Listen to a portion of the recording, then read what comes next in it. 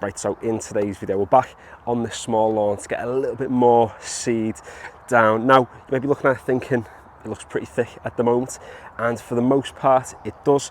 Lots of that new seed that we put down has taken, to an extent. A lot of it might not have germinated because of the thickness of the sward already, but lots of it has come through. It's really started to thicken up. It's growing like absolute mad at the moment. So this space isn't the space that we're going to be getting the seed on today. It's this space here around the bush. Now, if you have seen any of the previous videos on this lawn, you'll know that this space here was seeded entirely from scratch around about 3 weeks ago, give or take, 3.5 weeks quite possibly. And you can see that there's a few stones there for starters. Let's bin them off. But the grass that's come through is doing really well. We're talking, 3-4 inches now in length on the blades that have germinated. However, we've got lots of sparse spaces. I've just got you in close now so you can see. Just see it looks decent from a distance, but up close, there's just, that's not a dense sward at all. So we need to be getting more seed down in this space. And it's the same sort of kettle of fish on the other side as well. If we just come round, you see there's lots of new growth that's come through. We do still have some of those spaces. Now, that'll just be for a number of different reasons. For one, when it's rained, some of the seed might have washed down into the actual main body of the lawn, so obviously then it's been pushed away from those spaces. Also, you'll know that if you did watch the video where I did the overseeding on this, the top dressing I used was a 70-30 mix of 70% sand, 30% topsoil, and personally I think it was 99% sand and 1% topsoil because it was so unbelievably sandy. When I tried spreading that about, it was a little bit difficult, and I think what I've done with the rake is, as I've been moving the sand around, I've just pulled the seed from exactly where it was, and it's not necessarily stayed in that space. So we're not going to get on with the 70-30 mix today. I've just got normal topsoil that will be top dressing that space with, just so we can get those new seeds germinating, coming through exactly where we want them to be.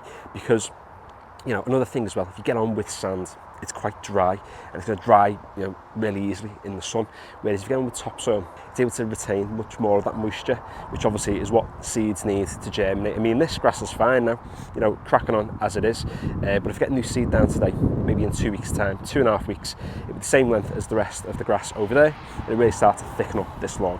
So before we get on this space with some of the seeds, we're going to first give this space a cut. Now, believe it or not, this lawn was cut 2 days ago, and this is the growth we've had in that time. This had a feed not too long ago, a couple of weeks ago, 2.5 weeks ago, and that's just increased the growth rate of the plant. We've had decent weather at the moment. It's been quite sunny. We've had a fair bit of rain. I've not watered this lawn once so far this year, so considering it's doing, okay.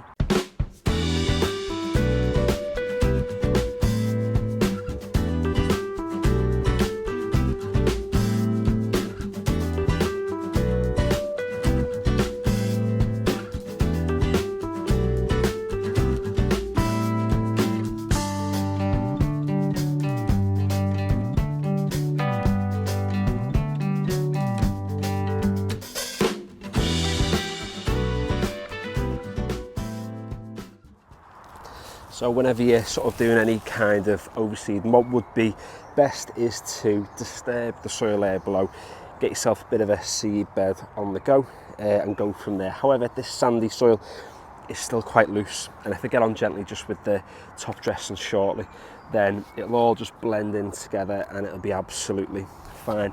Now, a few things on this lawn. Obviously any lawn's going to grow and you're going to chuck it into the garden waste bin, but with ryegrass, because of that vertical growth, you are getting rid of a lot of your plants a lot of the time. Now, that's not necessarily an issue.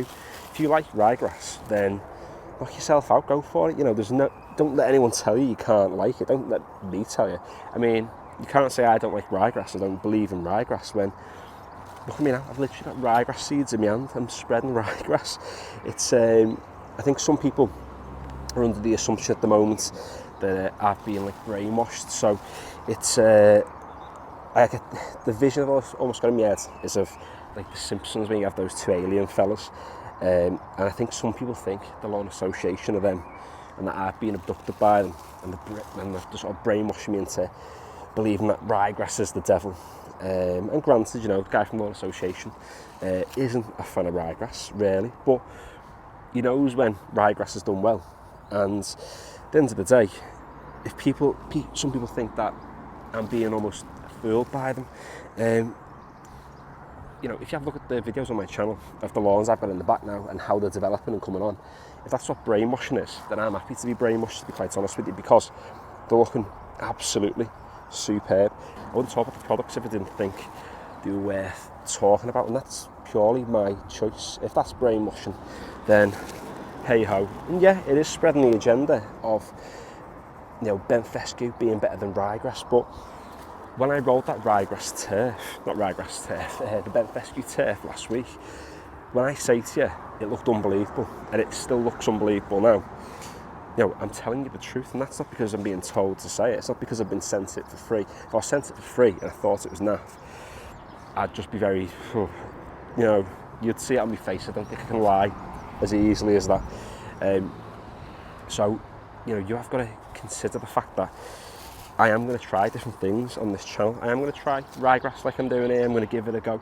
I'm going to give bent fescue a go in the back garden. The only way I'm going to be able to learn about these grass types really is by having the lawns, and I like the fact that I've got a couple of ryegrass lawns. I've got a bent fescue lawn or two of them in the back, because it gives me a bit of a feel for how the different lawns react to fertilisers, how they react to like cutting and things like that. So it's all different, but you know, no one's going to die, as I always say, just by giving something else a go. Shouldn't be scared of things that are different. Now, if I'd been in the lawn industry for 25 years and I'd been around the block a million times, then yeah, I'd stick to my guns and I'd stick with what I know. But what I know at the moment is very little, and hopefully over the next few years I'll know that a little bit more, and hopefully I'll pass on that knowledge to other people. Now, that is quite a lot of seed that I've put down, but with ryegrass, again, I'm not bashing it, but it's not prunable. So when you cut the plants, it's not going to be able to produce rhizomes and stolons. There's a specific type of ryegrass at the moment that is prunable, and I think it does even produce rhizomes and stolons, but I don't know the name of it. It's not what's in this bag, and it's not what's in this lawn. This lawn's just, you know, effectively the Premiership Pro stuff that I'm using today, which is just dwarf ryegrass. So by putting quite a lot down, I'm going to get lots of growth, and it's going to create a much thicker, tightly packed together sward. And plus, not every seed's going to germinate, as long as it's not like all piled on top of each other like mad. It should be fine, and as I always say, no one's going to die. Right, so here we go, a little bit of the Westland topsoil. Someone commented recently, I think on one of my older videos, to say they tried this topsoil, but hang on, I think you're a bit close to me, getting in my grill. There we go. To say they had a lot of stones in there. Now, this one I've got here, you can see there's not a lot of rubbish in there, to be honest, but I guess it's one of them with topsoil sometimes. It might just be like the particular batch that you end up getting. You can get, like, you know, decent stuff. Sometimes you might get a bit of a bad batch. I've had some in the past with big pebbles in as well, and I guess that's a bit frustrating, because when you're buying like a big batch, it's probably all, like, if you get loads of bags off the same pallet, it's probably all coming from the same batch from the Westland place, so you never really know what you're getting your hands on. Most people say to me about that field number 4 compost, or I think it's field number 5, field number 4, I'm not too sure. I've seen other channels use it, but it's quite expensive though. Where's this in my local garden centre? It's dead cheap. I think it's like 2 bags for like £9 or something, so you know, you can't go wrong. And someone might comment now and say that field number 5 compost or number 4, whatever it is dead cheap, but I don't know, when I last looked it was expensive, so just sticking with ye old topsoil. Not going to kill anyone, scientifically proven not to kill people. Probably should cut this a bit shorter maybe, but there's big gaps between all the grass blades, so it's I think it'll be fine, to be honest with you. What's been really cool as well recently is I've started up on Instagram now. I've mentioned it in a few videos, and quite a few people have come over and started following, which is quite nice. But what's cool is, you know, there's a lot of people on there who post some decent stuff, and it's nice to see the different types of lawns. And you know, you go on and you just see like pure fescue lawns and bent lawns and ryegrass lawns, and I think sometimes Instagram's probably a better place to see that difference between them rather than YouTube, because I think YouTube's quite rye dominated at the moment, and I see why, because when you think of homeowners, they want like a really dark green lawn, the lawns are stripe up really nice. That's usually the common sort of theme as to what people want. But you know, I'm going with something a little bit different.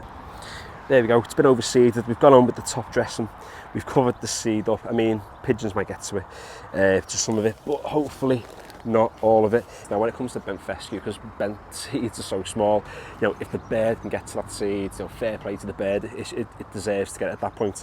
But with ryegrass, because it's such a big seed, you do just need to make sure they are covered, because you know, that's a decent snack for the bird with the size, because it's a gyno seed. So yeah, just something to be mindful of. So thanks for watching today's video. More of a chatty one today rather than actually doing a whole lot in the video, but if you did enjoy it, feel free to give it a like, and if you'd like to check out how this lawn is going to be looking over the next few weeks, then consider subscribing, because I am going to be getting a video out in the next week or two with a bit of an update as to how it's kind of looking. And I've also got loads of lawn tip videos on my channel and upcoming, as well as garden renovation videos too. So if that takes your fancy, then, you know, consider subscribing. Finally, thanks for watching.